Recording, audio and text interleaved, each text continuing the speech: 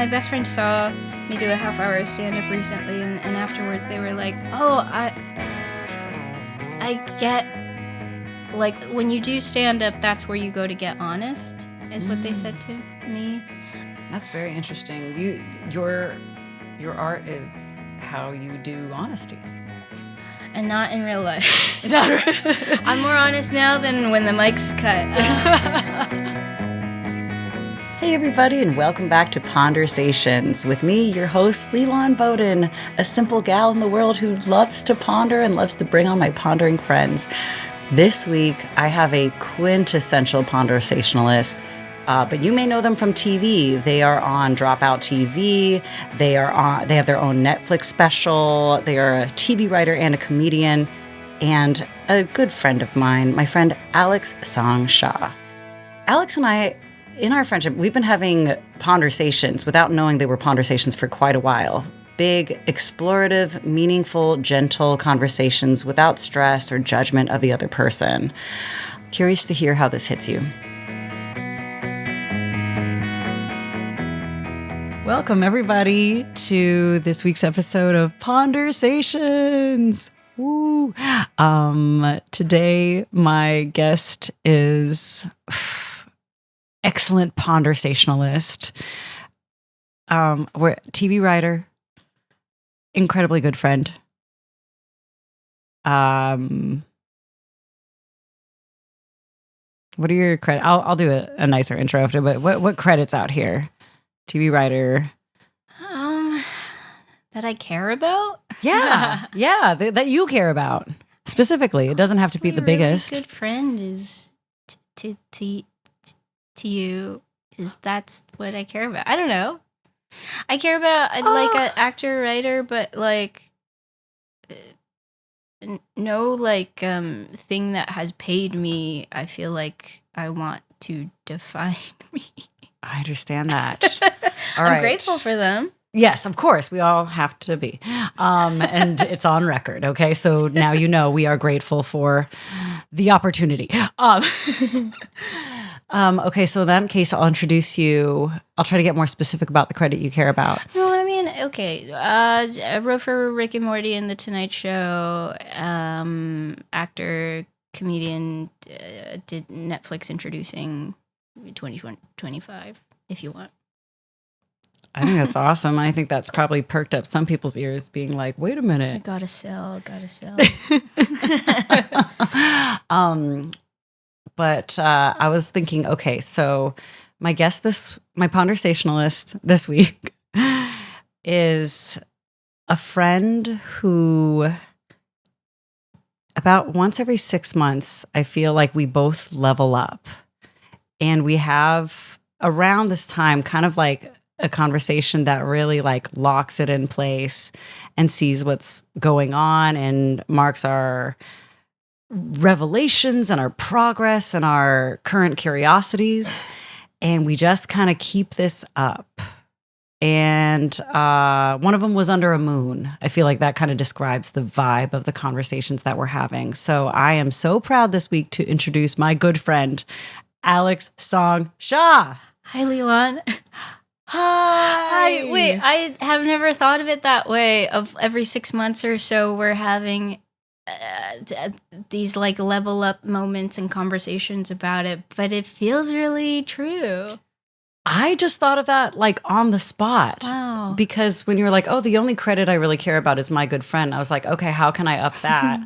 And I was like, how do I get specific about what our connection is? It does feel like that, where we'll have like these like random, like we didn't even know we'd see each other until that morning or something, and then it's just like the best day. Yes, that's so true. Yeah. Sometimes it's not even planned, like where we're just like, hey, can you hang out? But we'll see each other at a party and then we'll just like hang out for the next 6 hours. I forgot about that. Yeah. When we went to the diner after. Yes.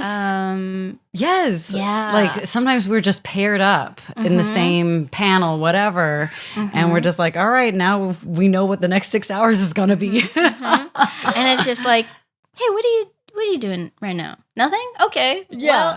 Well. It's a very easy agreement. Should we keep this going? Yeah. Okay, good. I'll see you there. I was remembering how once you wanted to bail on the event that we were scheduled to do. Oh. And I said, no, you will not. Yes. And and in texting, you're like, I'm getting out of here. And I went, no, you ain't. I forgot about that. And you really wanted to leave. Yeah, and, I did. And because it wasn't your day, It wasn't my day. Yeah. And you kind of want to just crawl back in bed. Sometimes I get overstimulated.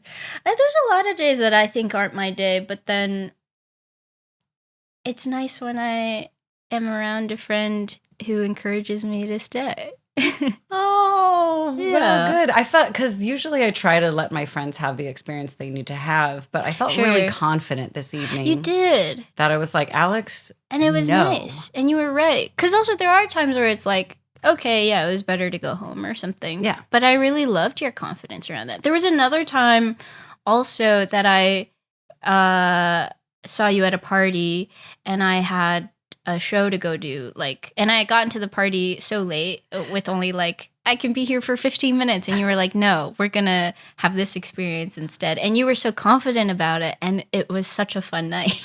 That's right. Yeah. I convinced you to cancel on your commitment. You were ready to meet your obligations, and I really twisted your arm. But was I ready? I don't know. Oh, you really weren't. Yeah, you were like, I have to go to the show, and I could tell that your whole body longed to be at the party. Yeah. And I was like, sometimes we got to take a hit for the Yeah. experience that we were meant to have.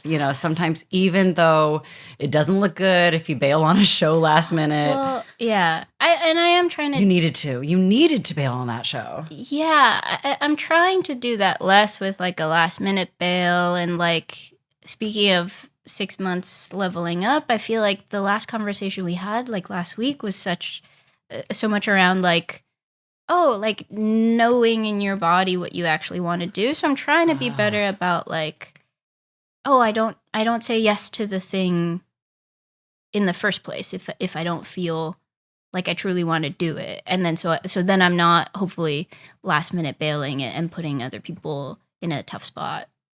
Incredible skill. Trying. To listen to your body. It's so hard. It's so hard. It's so hard. Shout out to Ms. Rachel. Love to do that as often as I can. But one of her episodes, everybody in the cast sings a song called "I Listen to My Body." It is a very important song for the children that it was intended for, and for all the millennial parents who are watching at the same time.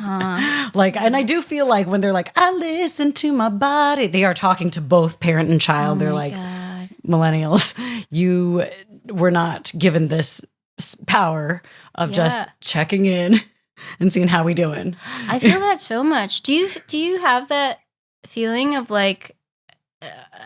as a childless person, I feel like I'm told the idea of reparenting myself a lot, but then do you feel like in parenting you're also reparenting yourself in conjunction with the actual parenting? Yes. Okay. So much. Oh yeah. It sometimes feels almost like a physical realignment, like a spinal adjustment or something. Whoa. When I feel because you get all these opportunities to be a parent, so that when you're a parent, I'm a parent to a small dog. you get some opportunities of being a dog parent. But so for me, it forces me to reckon with where things are coming from. I was constantly getting in my explorative toddler's way, and saying, "Don't touch that. It's dirty. Don't touch, don't touch, don't touch." And without really kind of any analysis of that, it was just like, "He can't touch it. It's dirty." Not exploration of just what are the likelihood that he will get germs? That will then cause disease. He will be being exposed to germs in this time. It's actually necessary for him. And I was like, oh, that's just a voice straight from my mom. Yeah. No, nothing doing there, of me just holding it back. And so the reflection and the ability to go, no, and just be like, allow him to touch a leaf. Came hard won. That's so cool that you like let yourself like finish out the thought and then like reflect on what was actually in front of you, like what was true. I don't know if I do that all the time. I think that again, it's just like I don't know, the stress of that sometimes maybe gets to a boiling point where like I can't continue the way I'm doing things. Yeah. So therefore I have to see I have to stop and examine. Yeah. I mean, but isn't that great about like, whoa, when things are I feel like, I don't know. I feel like every month this past year has been insane in different ways, but just even in the last like a few weeks, I'm like, whoa, I didn't expect things to be this way or feel this way, but like what a disruption to normal life, and then to have to choose to operate differently, and that it's like a growth moment, hopefully. Yes. I don't know. Yes. Is that vague? No, I or maybe, I don't know, but I understood it. Cool. Is this fridge going to be a problem? No. Okay. I've been thinking about this a lot lately too, where funny, I almost had a thought where it's like, oh, I want to talk to Alex about this, and I'm not sure why. Okay. But like where lately I've been trying to see every setback as a little lesson or a little opportunity to be tested, I'm like, oh, good, a challenge, and I know that sounds so like duh and obvious, or like so like classic broad self-help, but it's hard to actually practice. It's hard to actually like stop yourself either in the moment or even like after, when things feel a little settled, to like actually do that. Yeah. Like it's so much easier to say to do that, Yeah. The practice feels different, even though I've known this to be good advice for a long time, right. Of like, think of every challenge as a growth, like right. Yeah. It sounds so like, ugh, guy, keep walking, if someone were to say that to you, but like, yeah. Or even like, oh, I think I'm doing that. And yet there's like a part of me, or like a very active part of me that's like so holding on to like try to control outcomes and try to control what's around me or other people, while trying to be like, no, but I learned my lesson, and it's for the best. But I just need to change this one thing. Yes. Get this one person to do this. But it's like, oh, okay, what is it like to like truly be like, okay, sure, I might want a specific thing, but yeah, I'm just gonna try to see what I learned and gained from this, and like give myself the gentleness around like, I'm still like wishing this, but that's okay. but there's a reason, of a real opportunity here for what I didn't get, Yeah. Can you think of anything specifically that like you were able to reframe your mindset about that happened recently? Yeah. Trying to think what. I'll think for myself too, and we can take all the time we want. Yeah. Because I know there's been a couple of like actual good ones that I was like, this is all a lesson. Yeah.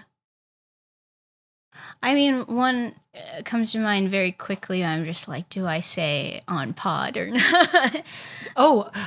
Sure. Do you want to try it? And then like, we are so thorough with the edits, and like, we'll send it to you. And if you're like too vulnerable, we'll take it out, or you don't have to say it. I think this is always my experience on podcasts, where I'm just like, well, I tend to just say everything. So I guess here we go. Oh, great. We'll give it a try. Like, if it's too much later, then whatever. Yeah, I think I like very recently had this like like brief experience of like of like romantically seeing somebody, and it was such a like,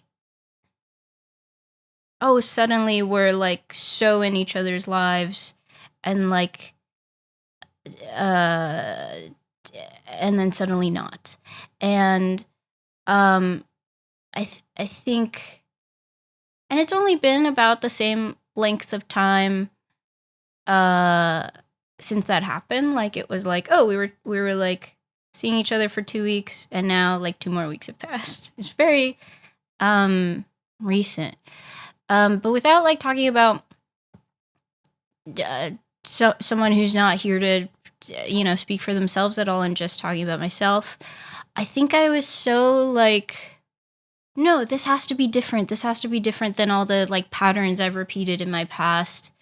And what ultimately has been feeling different is that like, oh, all the energy I would have put towards like trying to fix this thing that felt like I messed up and I could fix, or to try to like get a specific outcome, I like uh just like gave to two characters to speak instead, to have a dialogue, and wrote this like Wow. dumb little 10-minute play. And then in the process of rewriting it, first of all, like that the brain dump itself felt so helpful and cathartic, but then like I needed to have written something for this workshop specifically, and had a director who is paired with me. And so now I've like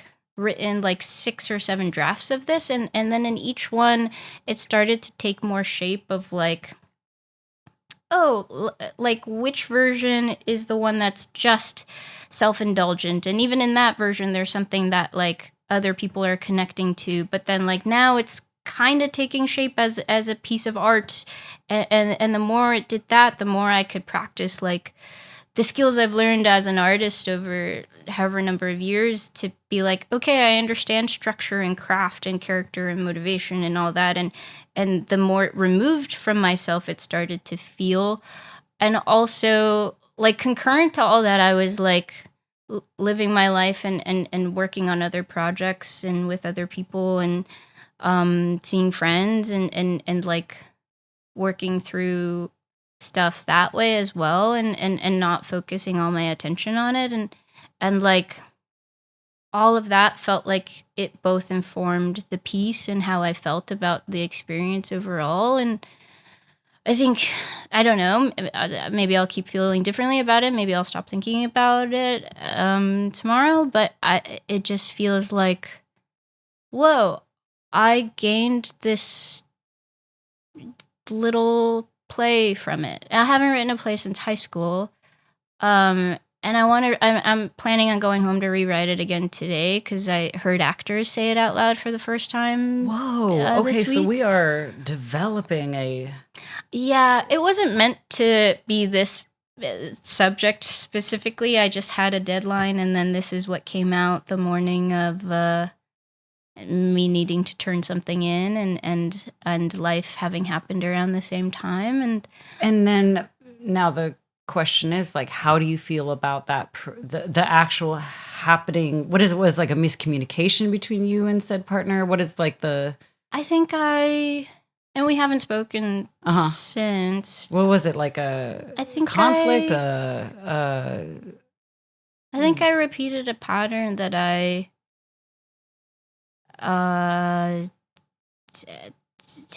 yeah, I don't know. I think I was like overextending myself, but not realizing that, and then that turned into resentment, and also fear that the other person wasn't giving the same amount, even though I couldn't sustain what I was giving. And yeah, so I think there's been a lot of like, oh, if I could have told them what I figured out after, or if I could have seen that before. But I guess in terms of what we were talking about, I'm like, Oh, I couldn't have. I had to have like I first of all can't change anything, can't change the other person, can't like But you had to go on them. this journey to get what you wanted. Yeah, and it's like, oh, in one sense it's like I got this piece of art and also the other things that are like in my life currently, but also that I do feel like whether it's because of this person specifically or more so just like, whoa, I was finally in the place to learn this lesson of like, okay, Leland, these are the huge ideas I've been thinking about recently. Yes, give me them. Oh man. Which is that I think I've tended to date like I am trying to find a home, and that's a lot to put on anyone. And I think I didn't realize that till like the last week or two. And I think the next thing I'm now like, whoa, now that I'm gotten to that thought or whatever, I realize I've always like looked for a home like I'm running away, and I want to actually like go see like my grandparents who are in like Toronto and China, and like I don't know, that there is a home that I've just chosen to not explore for a number of different reasons, but like yeah, when I don't you know. say you think of home, you think of running away from it. Yeah. Like what? How so? Like when you say that you are dating as if you are trying to find a home, Yeah. is it like you are dating a place that then you want to run away from as well? Well, that's an interesting thing you bring up. I don't know, because I think I think I definitely have done. I know. Well, I bet like this is. I haven't seen this idea in like media discourse, but I think a lot of people can really relate to it. Yeah. Like instead of like, because we know that there are patterns of like we date. The biggest one is like we date. The way we date is affected by who our parents are. So we're either trying to impress them or get back to them or avoid them. But like. Or we're dating to find validation or I don't know what we're dating to find, but a home.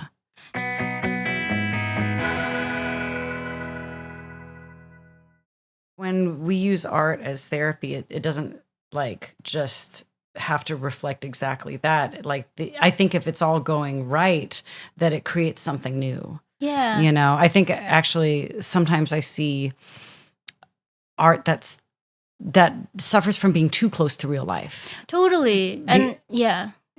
And I guess like, yeah, I have my own taste around that, and everyone has their own taste around it. Like I think I'm very nervous and don't want what I'm making to be like purely navel gazy or internal or for me, and like I'm making you sit through it. Like I'd hope that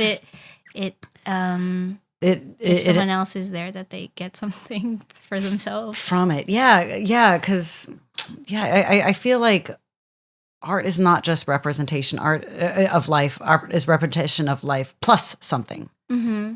Plus a little extra, you know, like extra, or even just like even the idea of like story structure. I feel like I'm like, oh, it's like that to me is the part that's like, okay, all the like craft or skills I've learned applied to like whatever real life thing, because like life is not there's so many things that are boring or kind of don't serve the story. And like sometimes those complications enrich a story by adding them, but also just that like, oh yeah, there should be an editing process if we're going to share this with other people. Yeah, I 100% agree with that. Yeah, make it interesting, make it palatable. It into something. Don't just expect people to be in your head, and if you didn't get it, then you didn't get it. Certainly guilty of sometimes stand-up. I think is too immediate for me. That I've certainly just had a crash out on stage, and hey, grateful for the audiences who were there for that. Wow, what does a crash out on stage look like? I don't know, like on you? I think it looks different now than it did like 10 years ago too, where like a month ago I had just gotten like an email from my dad that made me really upset. And so on stage that night, I just was like, hey, I'm tired of all my jokes, but here are 3 things going on in my life right now. You could pick which one I talk about. And we ended up talking about the email, and I just like read the email on stage. Wow. And it's kind of hard to land a plane sometimes on a high note when when you forget that the email ends in a specific way. But then like 10 years ago, I feel like I had like just gone through some kind of heartbreak and was on stage and just I don't know what I shared that night, but I hope relatable. I mean, what stand-up comedian has not done this? That's why we get into stand-up, to live out a bad fantasy where we really tell everything that we need to say about our ex to a bunch of strangers who are drunk, who are going to agree with us. Like, what a fantasy. Yeah. But it does have consequences. They don't if you always do it in real agree life. with you. Yeah. But I don't know. It is something of like, there's a thing about my best friend T. Roche saw me do a half-hour stand-up recently, and afterwards they were like, "Oh, I get like what like on when you do stand-up, that's where you go to get honest." Is what they said to me. Yeah, I don't know. That's very interesting. Your art is how you do honesty. And not in real life. I'm more honest now than when the mic's cut. No, I think I see myself as very honest as a person, but I think I'm also recognizing that I'm also very not honest in a lot of ways, in terms of like, like realizing that people pleasing is just kind of lying to keep yourself safe. Yeah, huge, because you think, how could it be a lie? It's pleasing. I'm pleasing. Or you don't even, for me, I didn't know I was lying, of like, I'm fine. I'm not upset. And then it's like, I'm so upset.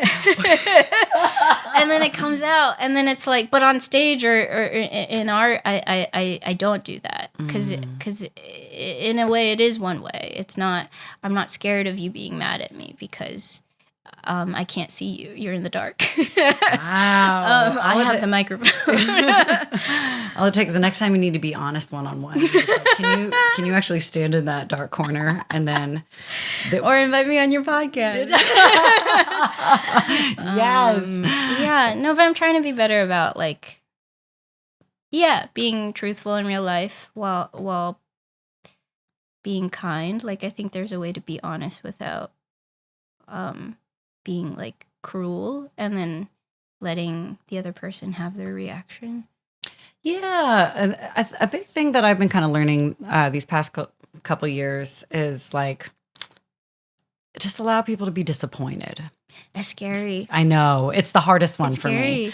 Yeah. Because I just feel like everything, all my fires of being are programmed toward like, as long as we can avoid them feeling a feeling about it, and so all kinds of stuff come out of my mouth when I disappoint somebody. Excuses, all tactics, like where, I've been having such a hard time myself, so totally. You can't be pity, I'm trying to get pity out of them. I'm trying to, or like even worse, I'll avoid them because I'll like make it up in my head where it's like they never want to talk to me again, and this is my punishment, but really it's not. Well, so much of it also, I feel like often it's whatever projected disappointment or anger that they'll have, and often they don't actually have that reaction. Yes. Or like I've found in myself that like when someone actually is upset with me and communicates that to me,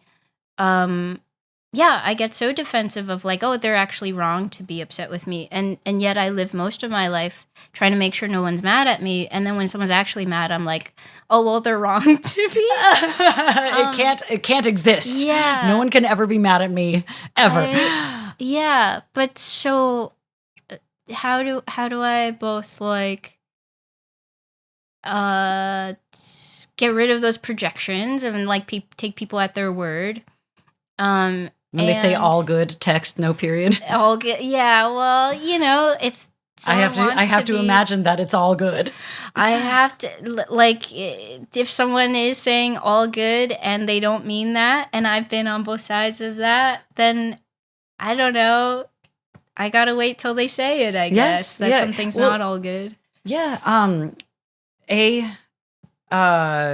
Just having the idea, not projecting that they're gonna be disappointed, and B, when they're disappointed, just letting that be instead of meddling with it. Yeah, and like taking in like what is my part and what can I do and what isn't my part, and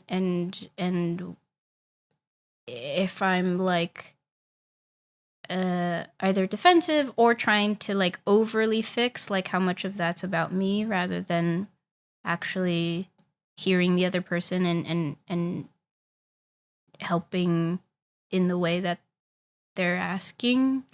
Yeah. What's like, I'm trying to put this in like a tangible realm. Like, what is the thing you fear most that a person will be mad at if you like cancel on them? And yeah, like what like canceling? It's interesting because canceling, I think, in the way that I do it is like the way I have done it is very much in my like avoidance of like, oh, I've canceled and now I'm gonna like throw my phone away and not see their response. And oh, okay. I mean, I'll eventually see it, but it's like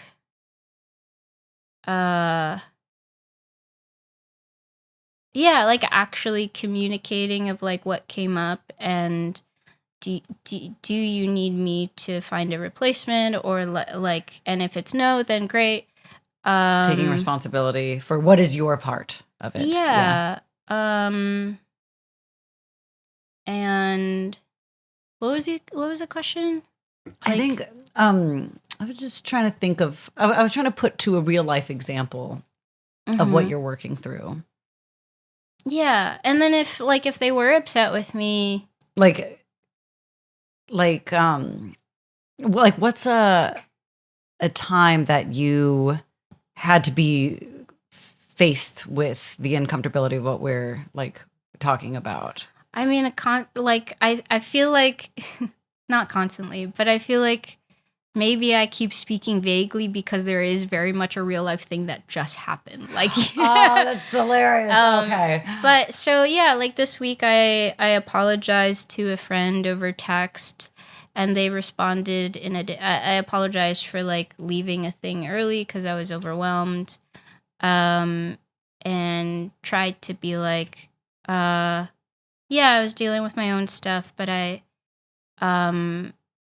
shouldn't have brought that energy, and in the future I'll try to like get in a better headspace before I like come join your thing.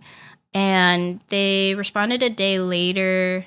I don't actually know how they felt about me leaving early, but they were upset that I had texted this apology out of the blue, and I really felt I was very avoidant. I didn't open the text for like a day and a half, and then when I opened it, I was like, it's even worse than I thought. Oh no. But then I reread it a day later today, and was like, oh, it's actually not as bad as I thought. So that was my own feelings around like, oh, they hate me and they're wrong for the way they're thinking, because I was just they're mad because of, they're not even mad at the thing I was apologizing for, but they're mad because I apologize, or like I'm curious about like why were they mad that you was it you apologized over text, or what was that? But that part isn't about me, right? Yeah. Like that, I can't really give you an answer for this thing that's not Yeah, and it's not your because for me that's confusing, but for your responsibility was, hey, I think I could have done better, and I'm gonna let my friend know that, and that's all the part and that then you have they to worry had a about. reaction, and then what I was realizing was like I was going through all these thought spirals of like, well, actually, fuck them.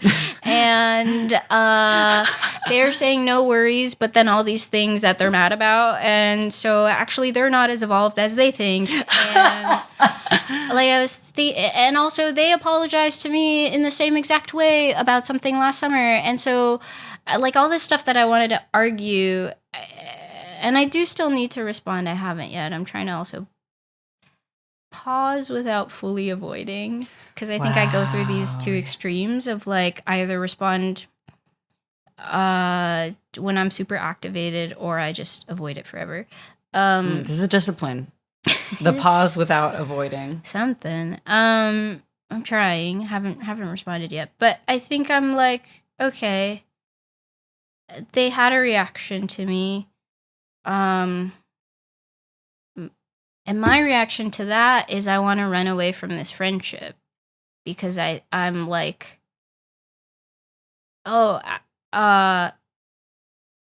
like all this stuff that I think has been wrong with them the whole time is like I'm seeing things through my own skewed lens of now of like, actually we were never really friends. They always saw me in this specific way, and it's like, oh, that's me having a reaction. And so do you think it's a reaction from just like how uncomfortable this feels, like that they're mad at you? Yeah. It's like actually practicing someone being like upset, but it's like, oh, it's actually okay. Like whether or not, like I can understand what part was my responsibility of like, okay, now they've told me that in the future they wouldn't want this over text. I can also still understand for myself that I didn't do anything egregiously wrong, I don't think.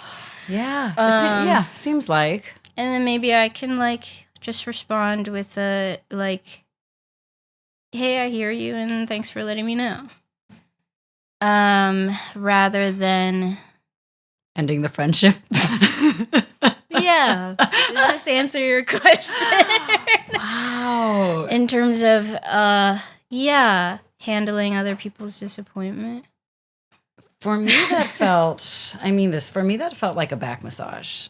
Really? I know that's so weird, but for somebody who like struggles with this too, having a play-by-play and kind of watching you work through real time, like you told me what the situation was and you told me how it felt and what it feels like and what you want to do and what you won't do instead, like I felt like my muscles got stronger by proxy.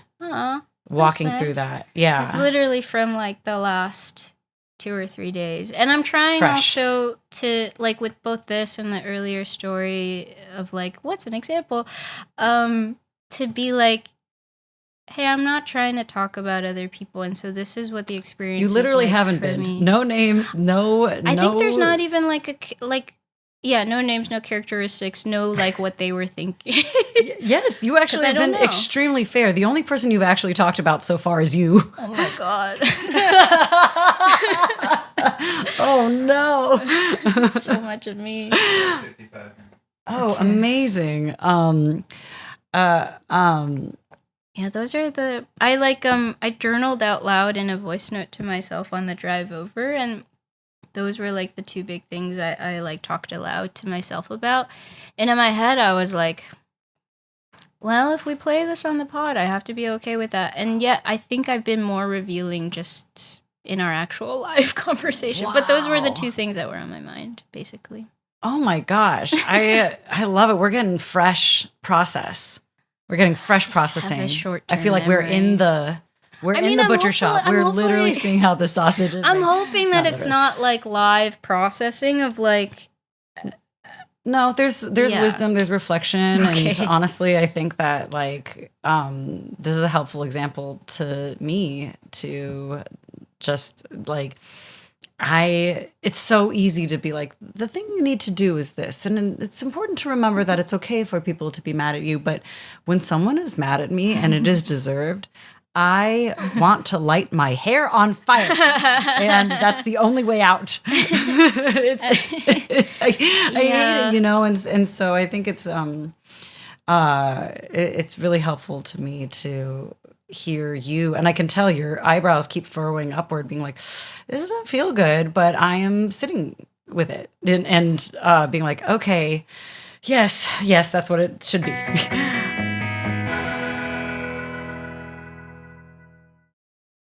Speaking of voice memos, I have this one that I thought of for your episode. I will play it now. Idea. Cubicle houses. Oh, that sucks.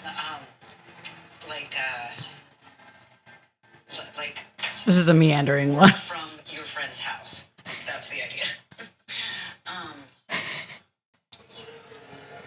Like, instead of.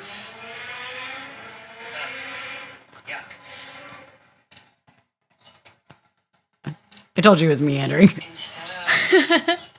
Like a WeWork or that kind of space where you just go to, or a coffee shop even, like a network of friends who's like, come over to my house and work. You know, I got a 2-bedroom condo. You know, sometimes that's all you need to work is like not to be in your own house, access to snacks and water, and a bathroom, and you can work for a long time. Work from your friend's house. I don't know. It's not a plan. It's a practice I'm going to continue. I like it starts with cubicle and then yeah, like if your friend has a 2-bedroom condo, it's just my house. That's where I live. Yeah, I mean, yeah, you were my only example. It was a really nice day. We had a really nice co-working day. I worked from my friend's house. Well, I just was so impressed at how long we were effectively able to work. Yeah. I came over, you helped me with the self-tape, and then you were like, I have to log back into work on Zoom. Yeah. And I think that you kind of, maybe you offered it to me, or like, you can just like stay and do work as long as like I can be here. And I was like, that's brilliant. And then we had such a lovely rest of the day. We went for a walk and what else did we do? We ordered food. We got dinner before we left for our respective things. So we were on time with dinner. It was like such a perfect day. Also, both of us have ADD, so we were body doubling. I realized. Look at my progress. I said it. Okay, yeah. I was listening to a previous episode and I was like, Leland's still saying, if I have it. Okay. Funnily enough, the friend that I talk about who has ADD, who is sure that I have it, wasn't you. There are so many friends. You used he, him, yeah. He, him. And yeah, I lovingly, if you don't have it, I don't know who would. Sorry. Sorry. I'm not a doctor. I'm not diagnosing. When you were confident about I should cancel on something, I think that's the kind of confidence I feel about it. About how much I have ADD. The way we were having conversations that afternoon and every conversation we've had, I'm like, in the best way. I love it. It's just like I'm still just going, I'm not sure, but that's your own journey on. Yeah, that's on your own time. On your own time. Just liking all those memes out there, being like, I too carry around 3 drinks at a time. Sure. Or just even like, oh well, we were talking about. Okay, no, that's fine. We'll talk about this. Oh, that's right. I always just went through my life thinking that I didn't have ADHD, but I was so lucky that I had all these patient friends. I'm curious, and you don't have to answer. Do you think there's a specific reason for the resistance? Great stinking question. Have you answered it before? I no, I don't. I think I've tried to explore it before, and I don't know if I've come up with a great answer. It doesn't have to be a great answer. Well, I love that freedom. Just whatever comes to mind right now. I'm not a my therapist is on maternity leave. Oh, so is mine. Really? Well, my psychiatrist person. And we're just out here. Just out in the world, unsupervised, uncounseled, unmedicated. Unleashed. I think the world benefits. I'm medicated today. Oh, that's great. I am just having a great time. Always. Maybe. Why am I so resistant to just admitting that I probably have ADHD? Not just admitting, ADD, that's a lot of judgment in the. Well, why that's do you think there's a part of you holding on to not having it?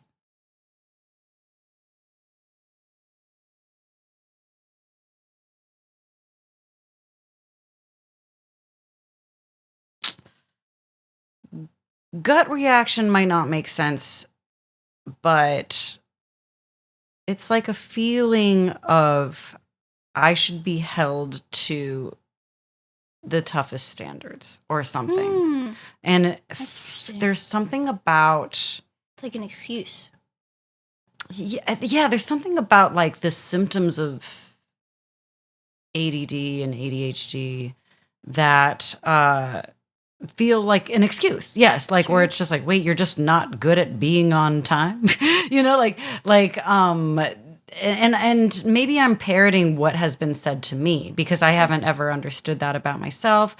And it feels very unfamiliar. I was a really smart kid and got concepts very quickly. I've skipped 2 grades, and so I think I didn't know that. I skipped a grade and I started early, so that kind of counts.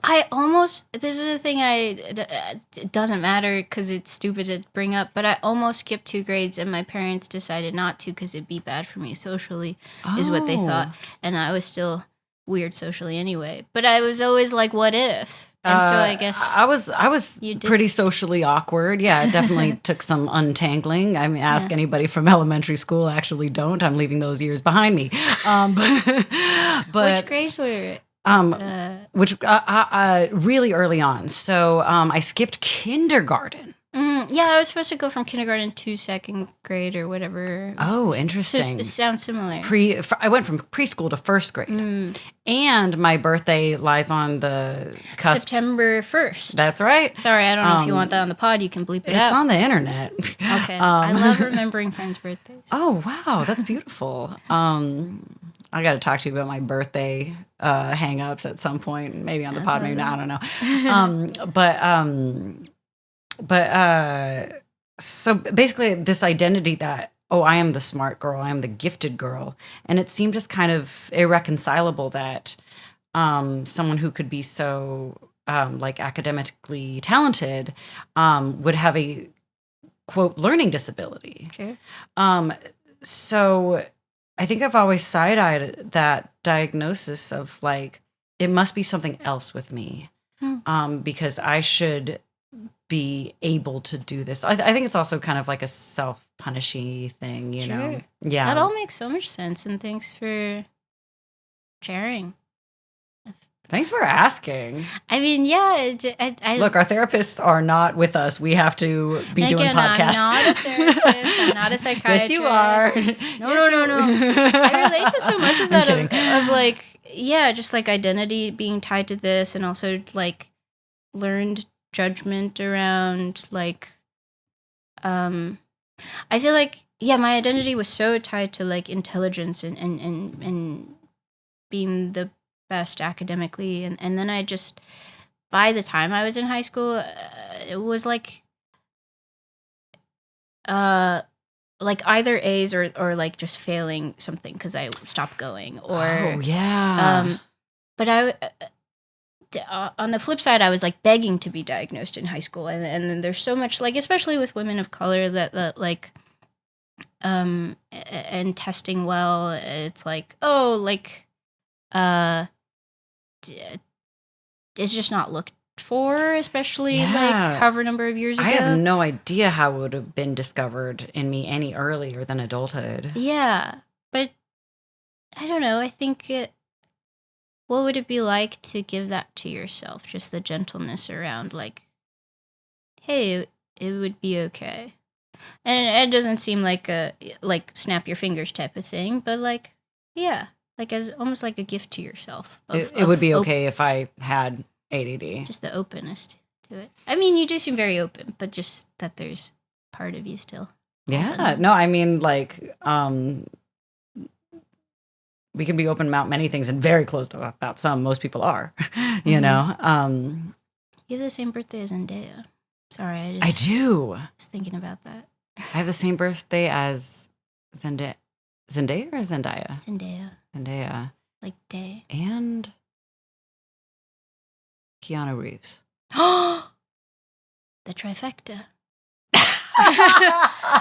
You, Zendaya, and Keanu. The trifecta is me, Zendaya, and Keanu Reeves. Oh my goodness. Zendaya, Keanu.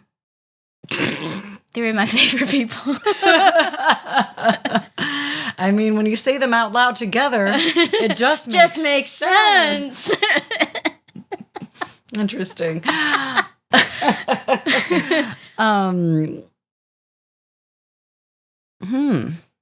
don't know, but that all makes a lot of sense to me, what you said. Well, thank you, Alex. That's really cool. It sounded so dismissive, but I meant it. Yeah, that's how I sound most of the time. You get it. Well, this was just such a little fun conversation. So much. Is there anything else that we need to ponder? I don't know. I think if we keep going, I'll have no secrets left. Honestly, your secrets are pretty tame. Your secrets are, I could have, I had some old patterns in a not long relationship, and I bailed on an event too early, I guess. Those are your secrets. Yeah, those are the things I could have done better. That's a pretty clean closet of skeletons. Yeah.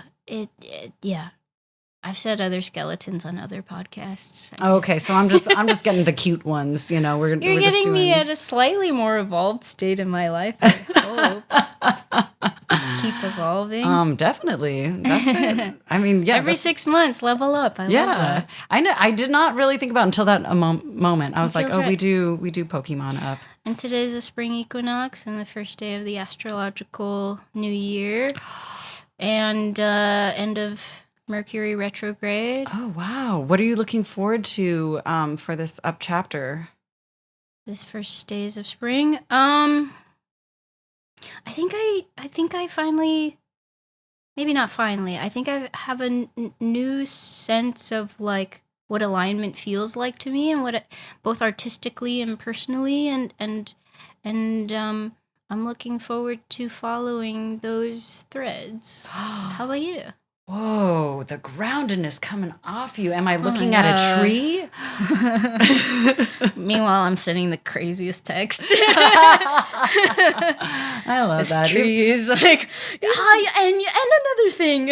Even trees are messy out here sometimes, you know? They're throwing their leaves everywhere. It's getting on people's cars, right, you know? Trees are messy, too. Yeah, they're messy little bitches. What are you looking forward to? What am I looking forward to now that I know that a new astrological chapter lies ahead of us?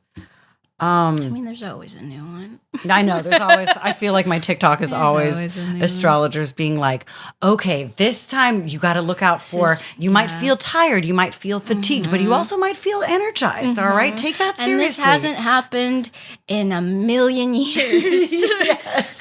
Right now we're seeing an aligning that really is cosmically unique. But it's always cosmic. I eat it all up. I'm hearting and subscribing for sure. What am I looking forward to? I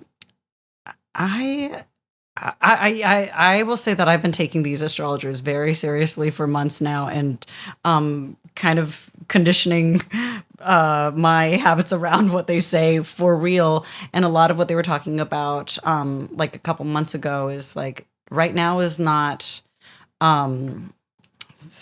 The blog I follow on Substack, Wizard with Words. And one of the lines in one of his write-ups was, "It is not manifesting season, it's enrollment season." And that was a couple months ago, and it was talking about how like now's the time to just not think big thoughts about your dreams, but just to do the thing you said you were gonna do. And those habits are gonna pay off later, And so I went hard on habits these last couple months. I love that. We're talking getting a daily meditation practice, unstrict, just like I just set a timer, make sure that I'm pretty much doing it every day. Cool. Exercise, making sure my body care doesn't fall off. I'm doing restorative and regenerative things as well as just exercise. Not letting like things drop, like still putting effort into difficult projects or projects without timelines. And I think for the spring, I'm excited to see. I'm excited to just kind of know what I'm doing now. I have the routines in place, and I'm excited to just kind of move forward. I think it's still not manifesting season, at least for me. It's still like a doing season, but now it's easier. I feel like months ago it was a starting season. Now it's a doing season. I'm doing things. Ooh, that's cool. That's what's up. I like that. Awesome. Please confer with your local TikTok astrologist. Make sure what they're saying is if they're saying manifest, go for it. Sometimes, I just know what I'm doing now. If you scroll long enough, you'll hear every message. Oh yeah. It does, and until you find the one that you were already looking for. Yeah, exactly. So, and then you find out it was made by AI, and then you go, no. So take it with a grain of salt and just see what's feeling true for you. That's true too. Also, like another thing is that I think people go through their own different seasons at different times. Yeah, absolutely. So Because I had a tarot reading recently from good friend Sam O, great tarot reader and comedian. And he just did like a 3-card pull, and the one for the present for me was all about planting seeds. So I think I'm not quite in the doing era, but in the planting. Seeds. Yeah. You're planting a lot. Am I? Yeah. Well, actually, no. I think that will be your next chapter, because what I see, what I would classify your actions at is uprooting. I think you're taking stuff out of the old garden. You're weeding. Yeah. So I actually, love that. Yeah. I love that framing. And that for me, that looks like, hey, there's this project that I really don't want to do, and everything about my body is saying no to it, but every time before I've said yes, and this time I just say no. So you're pulling out what you don't want. Wow. Okay, and this reminds me of a thing I want to put in the next short or film or whatever is I think because it's partially going to be about like, returning home, going to China, of like, this is just a dumb joke I thought of for it. It's like, as a kid, like being told by other kids, like, go back to China. I, as a fledgling young comedian, would always, so they would say that, and then I would go, I better start digging. And so you have to dig out weeds also. Oh, theme. And I feel very much like I'm excavating in terms of like, I don't know, just like inner life and patterns. But yeah, like you're digging to go. Do you think that was a good response for the? You're asking me. Response to who? For what? to go back to China. Better start digging. I think it's great. I'm in on it. I think it's exactly what kept us safe at the time. Yeah, at the time. Yeah, as a kid, as a fledgling comedian. Yeah. Yeah. I think so. Cool. Yeah, I'm proud of and you catch them off their feet. They're like, "What?" Yeah. Whoa, you're cool. Yeah. No, I don't know. It's cool. I mean, I could talk to you forever. But yeah, it is so cool to see what like Alyssa Liu and Eileen Gu have to say about like comments like that. Oh my gosh. Alyssa Liu, Eileen Gu, two young female Asian Olympic medalists. They are so nice to in see. control. I'm like, I am so ready to surrender and just be like, what does Alyssa Liu have to say about this situation? I will follow that advice, whatever it is. Yeah, just like all this stuff. Yeah, like bringing it back to the top of the conversation of like all the parenting and reparenting, unlearning what we've done of like what we were given and carry, and it's so nice to see. Yeah, it's all progressive. It's all They're cumulative. like free of it. Well, They're they have closer. their own stuff. They're closer than. Yeah, I don't know that the needle keeps being moving. pushed forward. Yeah, moving. Well, that's perfect. I think we're gonna just end right there. Alex, this is great. Is there anything last? Do you want people to find you? Do you want to say anything that you want people to find you about? That Netflix special, I feel like. I guess, yeah, it's on youtube.com. If you look up my name, Alex Song-Xia, and the word Netflix. Or I'm on social media at Alex Song-Xia. There you go. Or, I don't know, find me in person. Find you in person? Why gotta do that? Thanks for listening, everybody. Two things I want to mention. One, Keanu Reeves' birthday is on September 2nd. I lied on the pod. Secondly, I finally got tested for ADHD, and I have it. For everybody who's thinking about it, go ahead and do it. It feels just wild to have that knowledge. Last thing, there will be no episode this Friday. We're going to take a 2-week break and come back with some more very, very valuable and powerful conversations. So we'll see you next time. Bye.